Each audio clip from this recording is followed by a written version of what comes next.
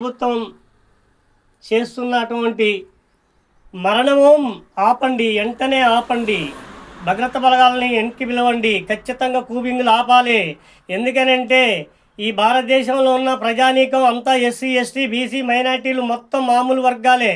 కాబట్టి గొంతుకయ్యలు, ఈ గుడాలు ఇవన్నీ విధ్వంసం సృష్టించి వాళ్ళని చిత్రహింసలు పెట్టి ఎన్నో రకాల ఇబ్బందులు పెట్టి వాళ్ళని ఏటాడి అడవులలో తినేటప్పుడు, పండుకునేటప్పుడు అన్నంలో ఇసం పెట్టి ఎన్నో రకరకాలుగా ప్రయత్నాలు చేసి వాళ్ళని ఎమ్మటాడి ఈ రకంగా ఎన్కౌంటర్ చేసి చంపడం, ఇది ఎన్కౌంటర్ అనరు. ఫలానా కాడ ఉన్నారని తెలుసు ప్రభుత్వానికి, పోలీసు డిపార్ట్మెంట్కి. తెలిసిన తర్వాత చుట్టుముట్టి ఏకపక్షంగా కాల్పులు చేసి ఇది ఎన్కౌంటర్ అని చెప్పడం, ఇది పచ్చి బూటకం ఎన్కౌంటర్ అని చెప్పి ముమ్మాటకి ప్రజలు అనుకుంటారు.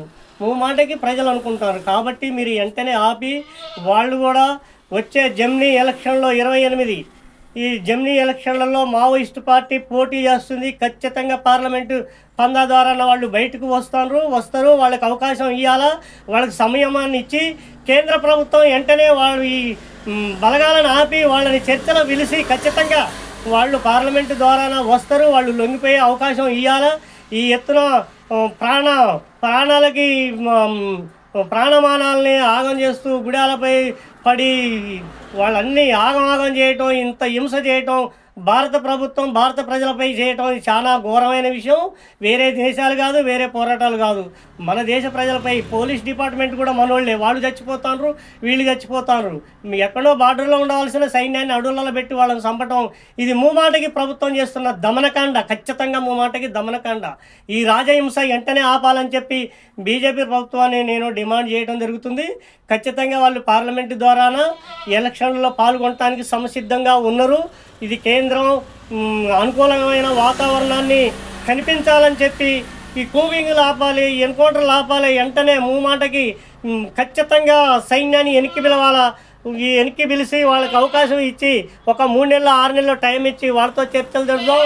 అతనే హైకోర్టు సీనియర్ లాయర్తోని, కలెక్టర్లతోని, పౌర హక్కులు, మానవ హక్కులు సీనియర్లతోని మనం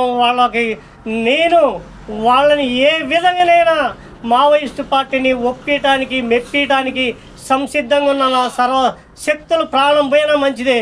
గవర్నమెంట్ అవకాశం ఇస్తే, సెంట్రల్ గవర్నమెంట్ అవకాశం ఇస్తే వాళ్ళతో చర్చలు జరిపి ఖచ్చితంగా బయటికి తీసుకురావడానికి నేను ముమ్మాటకి ప్రయత్నం చేస్తా అని చెప్పి బీజేపీ ప్రభుత్వాన్ని విజ్ఞప్తి చేస్తూ ఖచ్చితంగా మీరు ముమ్మాటకి ఈ దారుణమైన దమనకాండను ఆపాలని చెప్పి బీజేపీ ప్రభుత్వాన్ని విజ్ఞప్తి చేస్తున్నా.